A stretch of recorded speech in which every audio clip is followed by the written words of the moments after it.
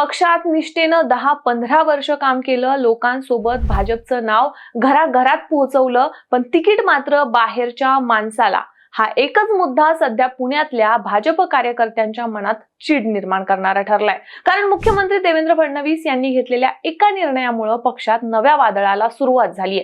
आगामी महापालिका निवडणुकांच्या तोंडावर फडणवीसांनी स्पष्ट सांगितलंय की भाजपमध्ये आता स्ट्रॉंग इनकमिंग होणार आहे, म्हणजेच इतर पक्षातील नेते आणि प्रभावशाली लोकांना प्रवेश दिला जाणार आहे. पण हा इनकमिंगचा दरवाजा उघडताच जुन्या निष्ठावंत कार्यकर्त्यांचा राग ओसंडून वाहू लागलाय. त्यांनी थेट इशारा दिलाय की जर बाहेरचे उमेदवार आमच्या माथी मारले तर आम्ही सामूहिक राजीनामे देऊ. खडकवासला विधानसभा मतदारसंघातील अलीकडील भाजप बैठकीत हा रोष प्रत्यक्ष दिसून आला.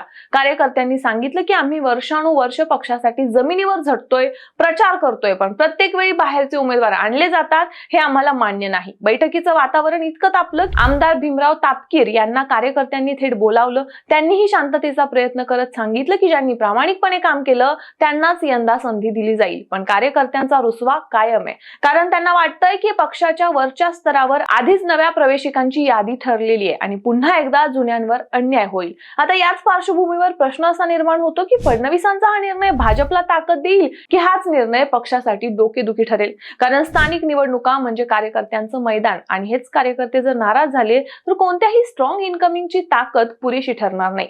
फडणवीसांचा हेतू पक्ष बळकट करण्याचा असला तरी स्थानिक स्तरावर हीच नीती दुभंग निर्माण करते. गेल्या काही निवडणुकांमध्ये आयात उमेदवारांमुळे झालेल्या नाराजीचा फटका भाजपला बसलेला आहे.